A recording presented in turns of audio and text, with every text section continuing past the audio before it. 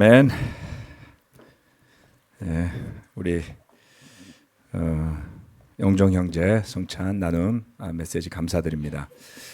그 사진이 그림이 좀 너무 자극적이어서 스크린을 좀 바라보기가 힘들 정도였습니다. 렘브란트 그림 확실히 잘 그리는 것 같아요, 그죠? 십자가의 이야기는 늘 우리 마음속에 핵심을 차지하고 있어야만 하는 것 같습니다. 올해 제가 연말이 되면서 기도하면서 올 연말은 너무 감사하다. 작년에 연말에도 정말 너무 감사하고 모든 게 행복하고 그러다가 소현자매 암 소식이 이제 12월 초였나요? 터져갖고 그 마음 추스리기가 참 어려웠거든요. 그래서 올해는 쭉 둘러보니까 아픈 사람도 없는 것 같고 너무 좋다 그랬더니 지난주 갑자기 계엄령이 그래서 많이들 놀라셨죠. 그런데 여러분들이나 또 우리 가족이 저한테 염려가 돼서 물어볼 때 저는 지난 한 15년 정도 우리 교회에 대해서 사람들이 걱정할 때마다 이렇게 답변하곤 했습니다. 교회 걱정하지 마라. 당신이나 나보다 하나님이 교회를 더 사랑하시는 것을 너무나도 여러 번 봐왔고 우리가 지키고자 하는 열심보다 하나님의 열심이 더 크다. 그래서 걱정 말고 기도하면 된다. 그런데 그 말대로 되지 않았습니까, 여러분? 네, 걱정도 뭐 필요하지만 스스로를 상하게 할 뿐이에요. 믿음이 있으면 좀 낫습니다.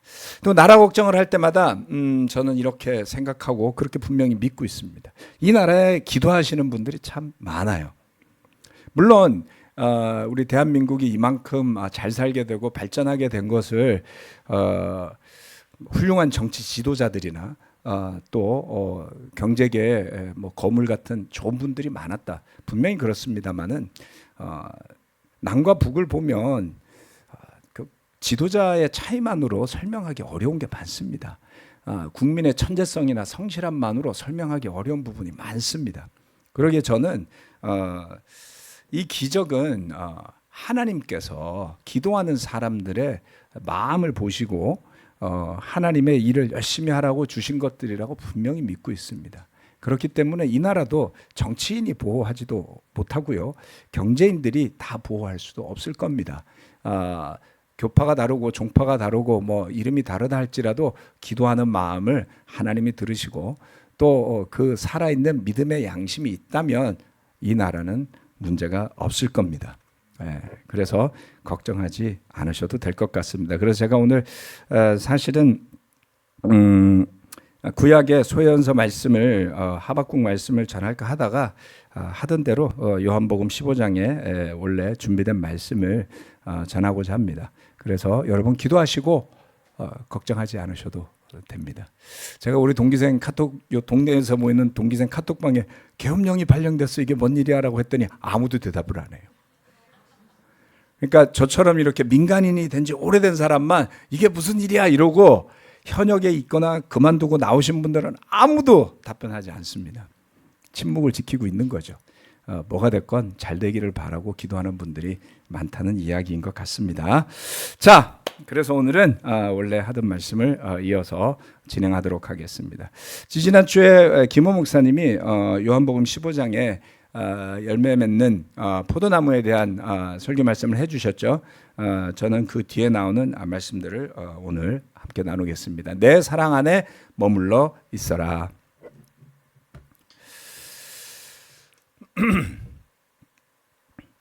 첫 번째는 주님의 계명을 지키는 것이 주님을 사랑하는 것이다 라는 겁니다. 요한복음 15장 9절로 11절 말씀입니다. 아버지께서 나를 사랑하신 것과 같이 나도 너희를 사랑하였다. 너희는 내 사랑 안에 머물러 있어라. 너희가 내 계명을 지키면 내 사랑 안에 머물러 있을 것이다. 그것은 마치 내가 내 아버지의 계명을 지켜서 그 사랑 안에 머물러 있는 것과 같다. 내가 너에게 이러한 말을 한 것은 내 기쁨이 너희 안에 있게 하고 또 너희의 기쁨이 넘치게 하려는 것이다. 우리는 이제 말씀을 묵상할 때 종종 새로운 것을 좀 발견하고 싶거나 또는 어떤 영감을 받고 싶거나 삶의 지혜를 얻고 싶거나 내 믿음이 좀 더 굳건하게 될 수 있는 그런 배움을 얻고자 할 때가 있죠. 그러다 보면 맥락적인 것을 좀 놓치게 되거나 그리고 내용의 세부적인 부분을 놓치게 될 경우도 있습니다. 왜냐하면 사실 성경의 어떤 책의 한 장이라 할지라도 내용이 많아요. 그래서 읽다가 보면 정신이 막 희미해지고 앞에 갔던 내용이 생각이 안 나고 이렇게 되기가 되게 쉽지 않나요? 그래서 저는 제가 머리가 너무 나빠가지고 항상 읽어도 새롭고 그리고 처음 듣는 이야기 같고 맥락 맞추기가 힘들고 막 이랬어요. 근데 그게 사실은 내용이 너무 많아서 그렇다는 것을 알게 됐습니다. 그래서 주의 깊게 살펴보면 이 말씀들도 요한복음 15장 그러면 대체로 우리가 대표적인 그 포도나무와 그 가지를 손질하시는 그 내용만 생각하는데 그 뒤에 보면 또 내용이 무척 많이 들어 있고 그리고 그런 내용들이 반복이 된다는 거예요. 여기서도 이야기하고 저기서도 이야기하고 여기서도 이야기하고 흩어져 있잖아요. 옛날에는 그런 것들을 좀 모아 보려고 그러면 막 성경책을 뒤적여 가면서 여기에 적어놓고 저기에 적어놓고 막 해야 되니까 공부하거나 나름대로 연구하려고 하는데 시간이 너무 많이 걸리고 그랬지만 요즘은 정말 좋아졌습니다. 검색만 딱 하면요 소팅을 해서 쫙 보여주니까 주제별로 성경 공부하기는 너무 편해진 거죠. 여러분 다 그렇게 하실 수가 있습니다. 심지어는 그거를 지원하는 성경 프로그램이 무료잖아요. 베들레헴이라는 성경 프로그램. 그거 만든 사람은 보니까 제7일 안식교 교인인 것 같아요.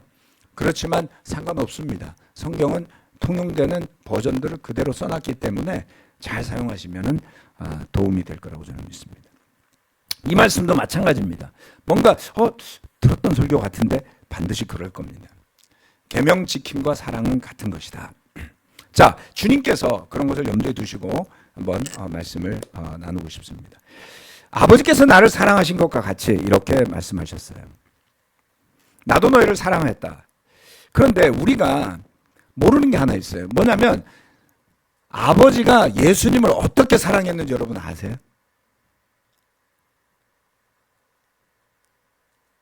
이거는 뭐하고 똑같냐면 제가 우리 아들 둘을 어떻게 사랑했냐라는 것과 같습니다. 뭐 여러분 짐작은 할 수 있잖아요. 뭐 아버지니까 아들 잘해줬겠지. 뭐 이런 정도만 아시지. 우리 두 아들들이 저로부터 어떠한 혜택을 얻고 어떠한 신뢰를 받고 어떠한 사랑을 받고 어떤 훈계를 받았는지는 다른 누구도 경험할 수가 없어요. 그 시간과 양이 어마어마하잖아요. 그렇죠? 그러다 보니까 예수님이 받고 경험하고 느꼈던 아버지와의 사랑의 관계를 이런 한 구절만으로 우리가 이해하기는 정말 어렵습니다. 그렇지만 제자들은 간접적으로 그걸 경험하게 되죠. 어떻게 해요? 주님이 자기들을 사랑해 주신 사랑이 바로 아버지와 아들의 사랑과 같다라고 말했기 때문이에요. 그래서 유추해 볼 수 있는 겁니다.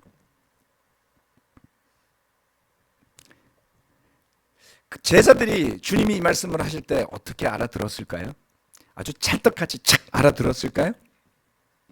아니면 하도 많이 말씀을 하시니까 저처럼 정신이 막 혼미해가지고 이게 뭔 말인지 저게 뭔 말인지 뭐 부활하신다 그랬지만 그것도 까먹고 뭐 서로 사랑하라 세 계명을 준다 그랬는데 뭐 그것도 막 대충 흘러듣고 그랬을까요? 어땠을까요? 여러분이라면 이거 정말 착 알아들었을까요? 저는 반반 같아요. 요즘 뭐 반반 치킨이 인기잖아요. 양념 반, 간장 반, 뭐 이렇게.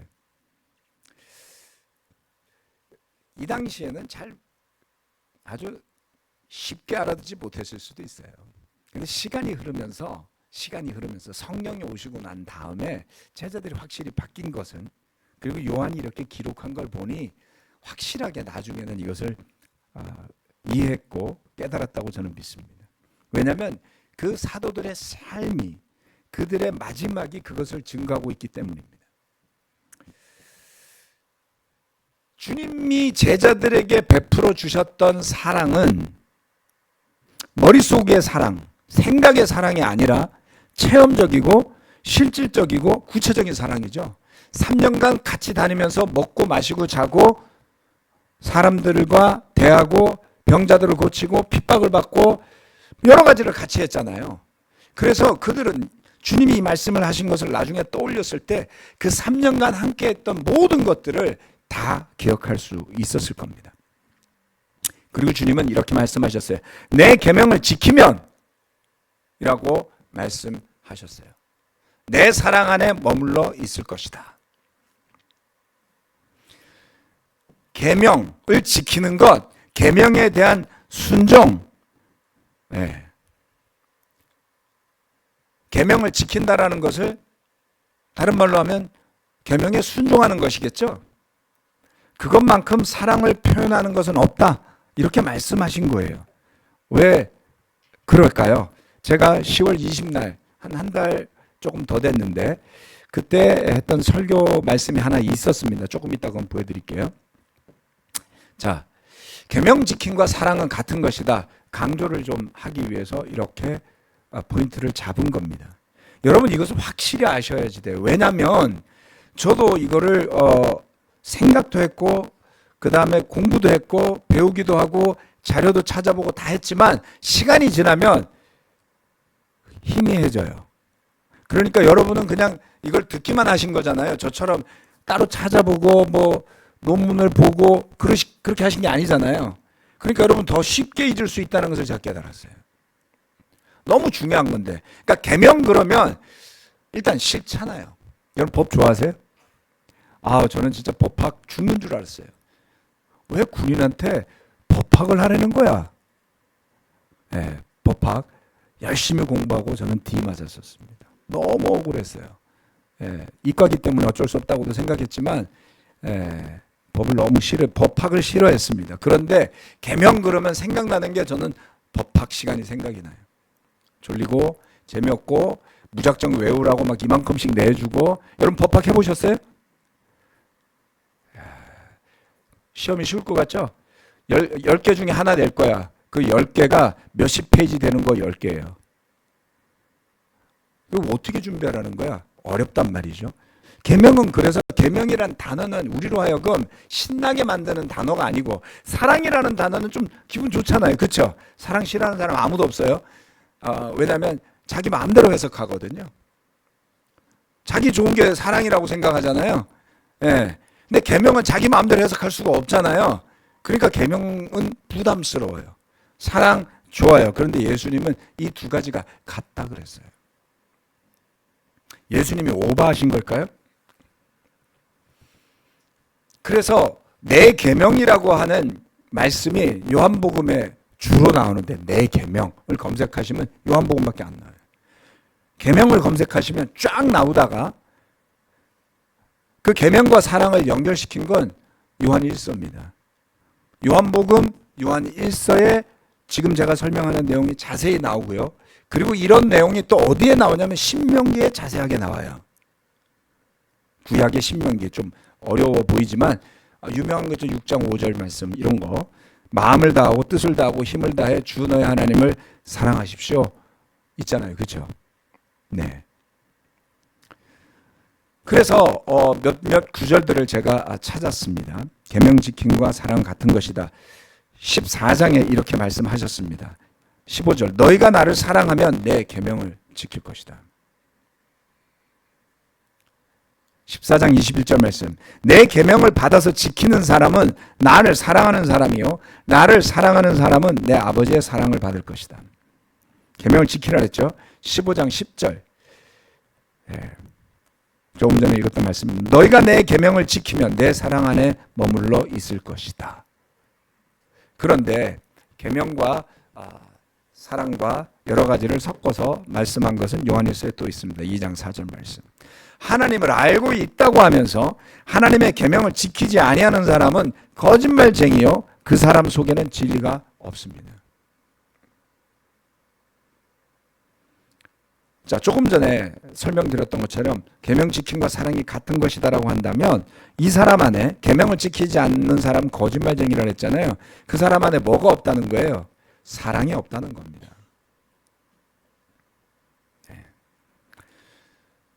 디모데전서 6장 14절 말씀. 그대는 우리 주 예수 그리스도께서 나타나실 때까지 그 계명을 지켜서 흠도 없고 책망받을 것도 없는 사람이 되십시오.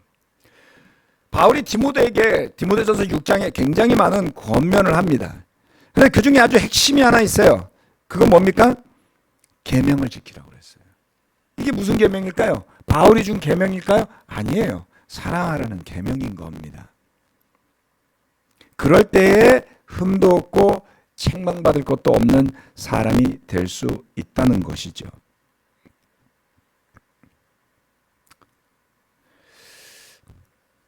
여러분은 계명을 지킨다, 순종한다 이런 것을 긍정적으로 생각하십니까? 다른 누군가의 말에 순종하는 것, 다른 누군가의 말을 따르는 것 이런 것들을 우리는 좀 무시하거나 비하하거나 그렇게 하는 게 좋지 않은 것처럼 느끼지 않나요? 왜 내가 다른 사람 말을 들어야 돼? 나는 주체적이고 존중받아야 할 개인인데 그래서 누구 말 듣는다 그러면 별로 좋지 않게 생각해요. 비굴하게 느끼는 것까지 있습니다. 그런데 계명을 약속으로 바꿔서 한번 생각해 봅시다. 이게 약속이라면 여러분 약속을 잘 지키고 따르는 사람을 어떻게 생각하세요? 네? 신실하다, 믿을만하다 그렇게 생각하지 않아요? 여러분은 그런 친구를 만나고 싶고 여러분의 배우자가 그런 사람이길 바라지 않나요? 약속 지키는 사람, 신의가 있는 사람, 그렇죠? 자기한테만 신의를 지켜주길 바라고 자기는 안 지키는 사람 이런 사람들도 있어요. 그런 사람하고 친구하기 어렵지 않나요? 매번 당하니까요. 감정적으로 당할 수도 있고 경제적으로 당할 수도 있고 물리적으로 당할 수도 있고 그러다 보면 그 관계는 병든 관계가 되지 않을까요? 그래서 계명 사실 약속이에요. 계명도 잘 보면 commandments라는 것은 지켜야 될 약속 같은 겁니다. 그렇죠?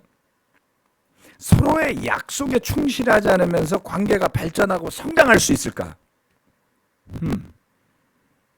부모 자식 간에도 그렇습니다, 여러분. 부모 자식 간에도 그런 신뢰가 없으면요 관계가 발전하지 않아요. 고통스럽게 되는 거. 그래서 나온 말이 뭐예요? 무자식 상팔자.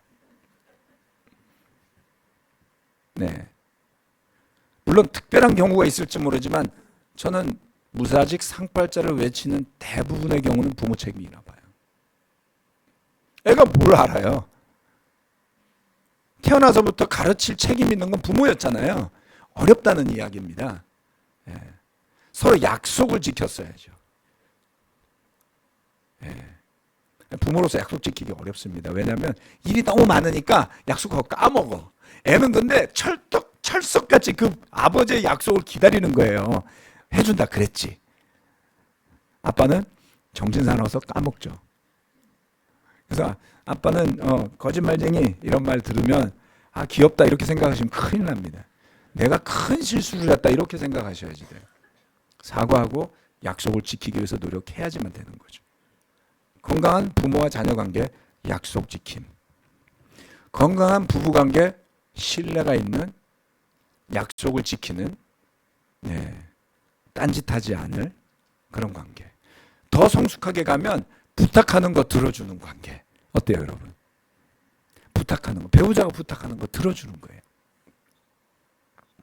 우리 와이프가 저한테 당신 올거리 뭐가 좀 바뀌었어.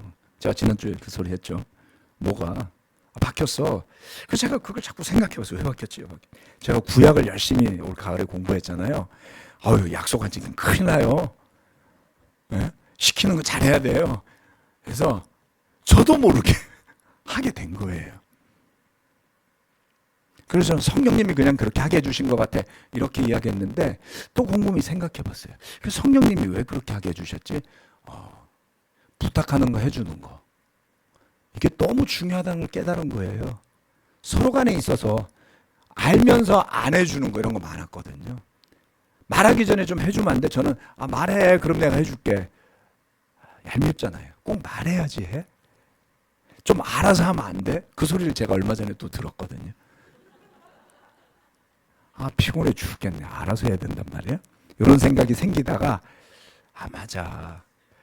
30년 살았는데 그것도 안 해주면 나쁜 놈이지. 그래서 좀 알아서 해주려고 하고 있습니다. 성령님이 깨닫게 해서 이제는 알아서 하게. 알아서 하게. 저 사람 어떻게 나올지 알 수가 없어. 매번 말이 달라. 매번 딴소리해. 도대체 감정이 오락가락하고 어려워. 약속을 잘 지키지 않아. 이렇게 생각되면 거리가 생길 수밖에 없습니다. 제가 지난 10월 20일 날 했던 설교는 이 말씀이었어요. Love, 사랑이라는 단어는 원래 감정보다 충성심과 신실함이 근본이었다.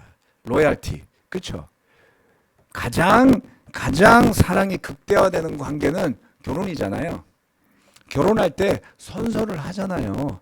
약속을 하잖아요. 야, 니네 살다가 적당히 싫으면 헤어져. 이렇게 말하지 않잖아요.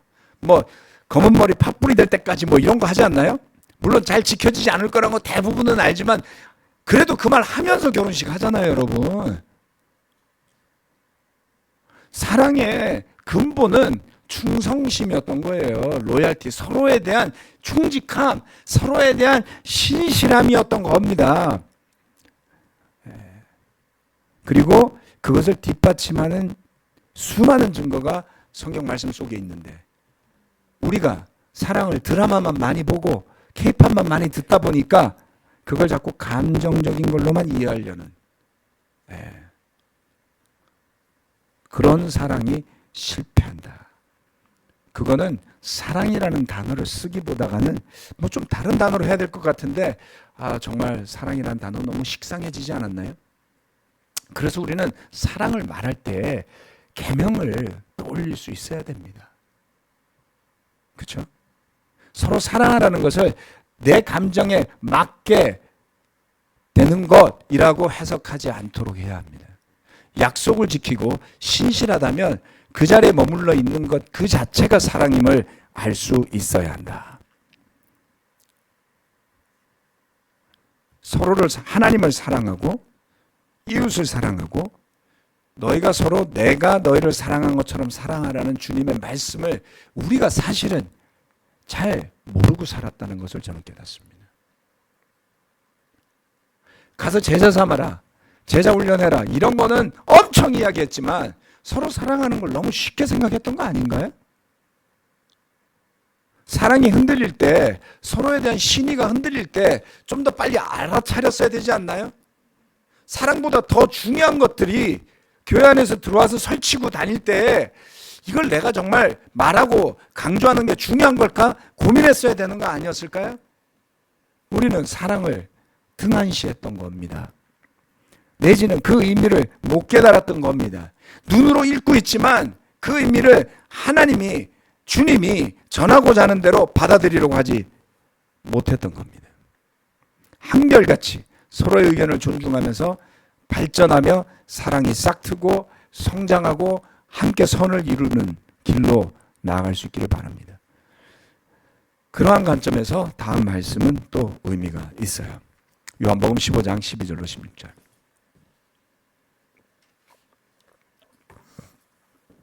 미리 해주기. 자, 내 계명은 이것이다. 내가 너희를 사랑한 것과 같이 너희도 서로 사랑하여라.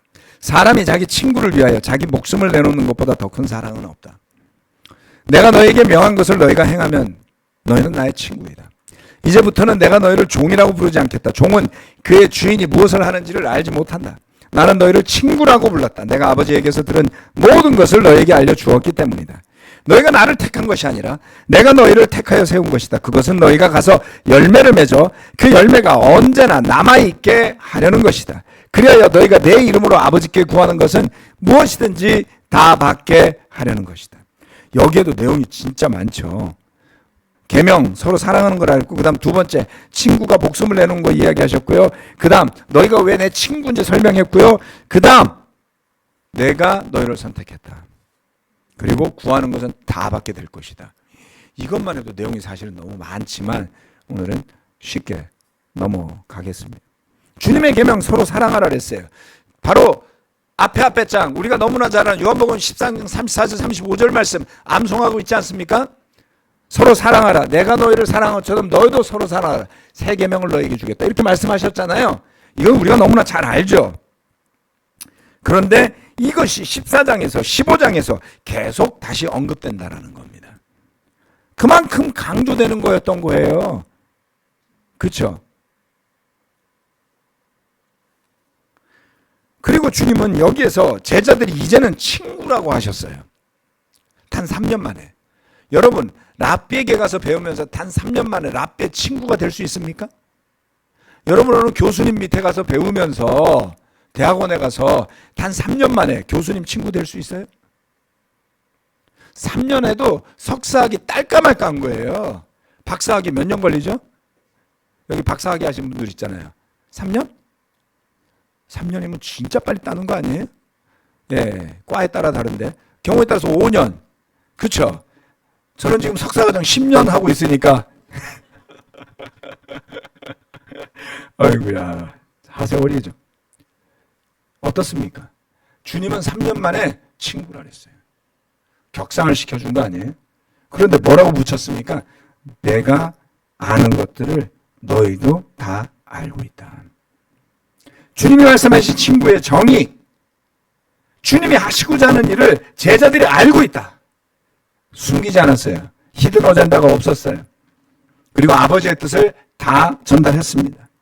더 이상 주님은 그들 위에 있는 존재가 아니라 이제 제자들은 하산해야 될 때가 된 거예요. 다 알려줬거든. 그리고 성령만 오시면 끝나. 그리고 난 갈게. 그러고 가신 거예요.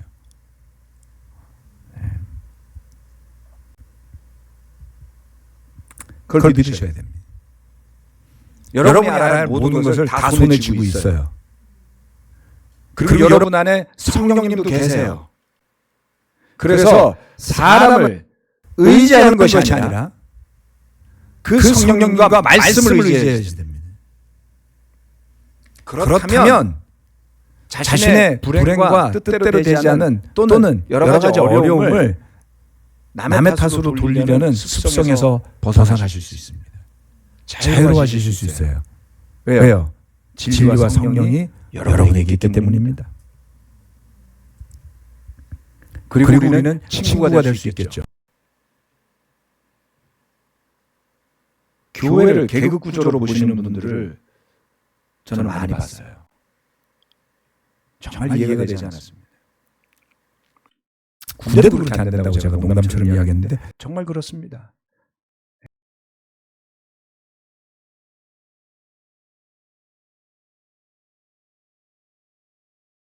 그러면 뒤에서 총 쏴서 죽여요.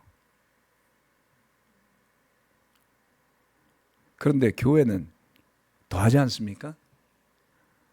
더더욱이 모범이 돼야 되고, 주님이 친구라 그랬는데 직분이 있다고, 역할이 있다고, 더 나은 사람인 것처럼, 더 권위가 있는 사람처럼 군다면 그건 교회가 아니라 조직이죠.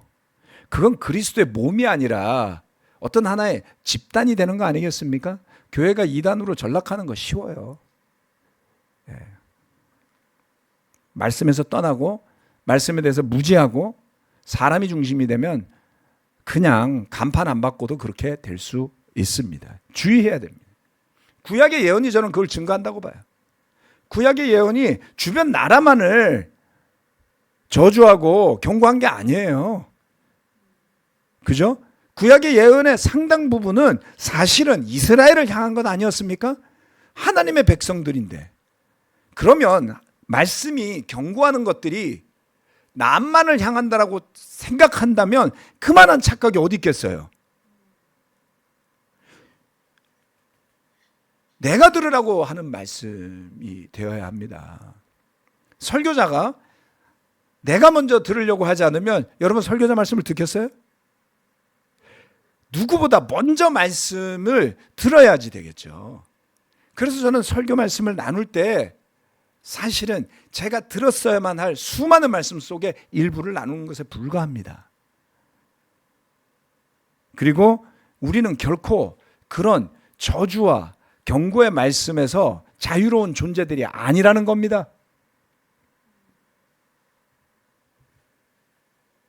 그런데 아주 핵심적인 내용이 하나 있어요. 친구인데, 그래서 종이 아닌데 다 좋아요. 그런데 아주 핵심적인 걸 16절에 이야기합니다. 너희가 나를 택한 것이 아니라 내가 너희를 택하여 세웠다. 아멘.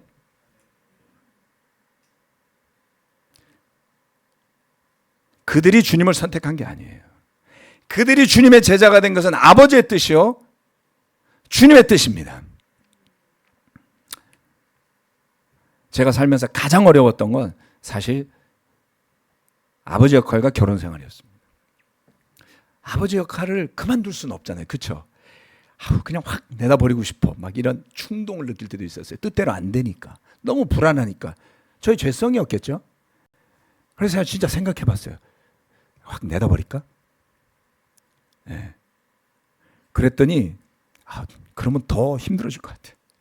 내다버린다고 자식이 아니게 되겠어요, 여러분? 뭐 호적에서 파버리겠다. 분노했다는 뜻이죠. 뜻대로 안 된다는 뜻이죠.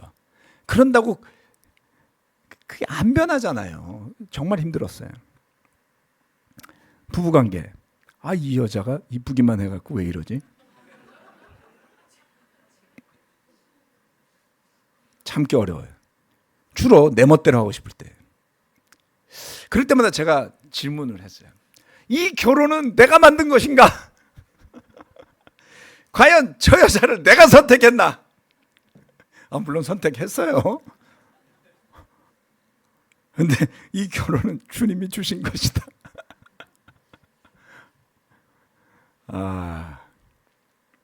그랬던 순간도 있다고요, 여러분. 지금 그렇다는 뜻이 아니에요. 그래서 어려운 순간을 극복했을 때 제 자신에게 물었던 질문은 누구의 선택이고 누구의 뜻인가 하는 것이었습니다. 결혼의 주인은 주님이라고 믿었기 때문에 제가 변할 수밖에 없었던 겁니다. 내 것이라면 당근에 내놓을 수도 있고요. 그냥 버리고 폐차시킬 수도 있어요. 기분 나쁘면. 그냥 버릴 수도 있잖아요. 내 건데. 근데 주님 거는 내가 그렇게 할 수 있어요? 그럴 수 없잖아요. 교회나 이 관계가 그랬다라는 뜻입니다. 목회자로서의 역할도 마찬가지입니다. 제 생각대로 되었으면 좋겠다. 그래야만 하면 좋겠다. 그래서 그렇게도 많이 해봤어요. 그런데 핵심은 그게 아니었잖아요. 주님의 뜻이 뭘까? 그래서 내 뜻대로 되는 게 중심이었으면 아마 진작에 그만뒀을 겁니다. 제 뜻대로 안 된 게 너무 많거든요. 또 그렇게 될 필요도 없고요. 그래서 깨닫게 됐어요. 저는 저의 역할을 할 뿐이지 어떤 사람도 내 뜻대로 되지 않습니다. 제 아내도 제 뜻대로 되지 않아요. 제 자식도 제 뜻대로 되지 않습니다. 하물며 교회가 제 뜻대로 되겠습니까, 여러분? 그렇게 생각하면 정신이상자예요. 그죠? 근데 그렇게 생각하는 사람 많이 봤어요. 왜 그럴까요? 왜 그럴까요? 이 교회가 주님의 교회임을 잊어버리는 거예요. 누가 누구를 선택한 거죠? 여러분이 주님을 먼저 찾았고 주님을 먼저 선택했습니까? 아니면 주님께서 여러분을 선택하셔서 불러주셨습니까? 그 부분에 대한 분명한 믿음이 있을 때 우리는 무엇을 구해야 할지를 알 수 있는 겁니다.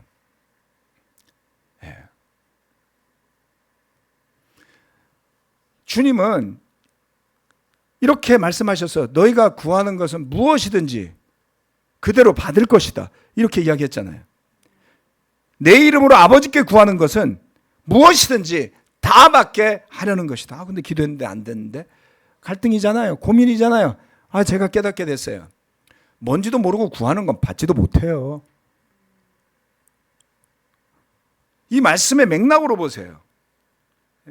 주님이 택하여서 세운 것을 깨달은 사람이, 그 부르심의 의미를 아는 사람이 뭘 구하겠어요? 뭘 구하냐고요? 그걸 봐야죠. 마태복음 6장 33절로 34절. 너희는 먼저 하나님의 나라와 하나님의 의를 구하여라. 그리하면 이 모든 것을 너희에게 더하여 주실 것이다. 그러므로 내일 일을 걱정하지 말아라. 내일 걱정은 내일이 맡아서 할 것이다. 한날의 괴로움은 그날에 겪는 것으로 족하다. 이 믿음이 없으면 잠을 못 잘 겁니다. 이 믿음이 없으면 여러분이 먼저 구해야 할 것을 구하지 않고 뒤따라올 것, 예, 1+1, 뭐 아니면은 그걸 뭐라 그러죠? 사은품. 사은품은 받아도 되고 말아도 되잖아요. 요즘에 뭐 인터넷에 사은품 클릭하라는데 꼭 무슨 광고를 해. 안 받아요, 저. 필요 없어, 사은품. 귀찮아. 클릭하는 것도 귀찮고, 그리고 그거 한번 누르면 계속 문자 와. 안 받아. 그런데 여러분, 사은품만 받으려고 진짜 받아야 될 걸 놓치면 어떻게 됩니까? 그렇죠? 먼저 하나님의 나라와 그 일을 구하는 것, 주님이 택한 사람인 것을 알고 믿는 사람은 자기의 의가 아니라 하나님의 나라와 하나님의 의를 먼저 구할 것이기 때문에 그렇습니다. 그 구함은 반드시 응답될 수밖에 없습니다. 마음을 졸이면서 교회를 위해서 기도하시는 분들, 나라를 위해서 기도해 오신 많은 분들에게 저는 자신 있게 말할 수 있습니다. 걱정하지 마십시오. 여러분의 기도는 이미 응답 받았거나 반드시 응답 받게 될 것입니다. 왜냐하면 여러분이 구하는 것이 하나님의 나라와 그의 의이기 때문인 것입니다. 함께 기도하고 예배 마치겠습니다. 너희가 나를 택한 것이 아니라 내가 너희를 택하여 세운 것이다. 주님의 이 한 말씀은 너무나 파워가 있습니다.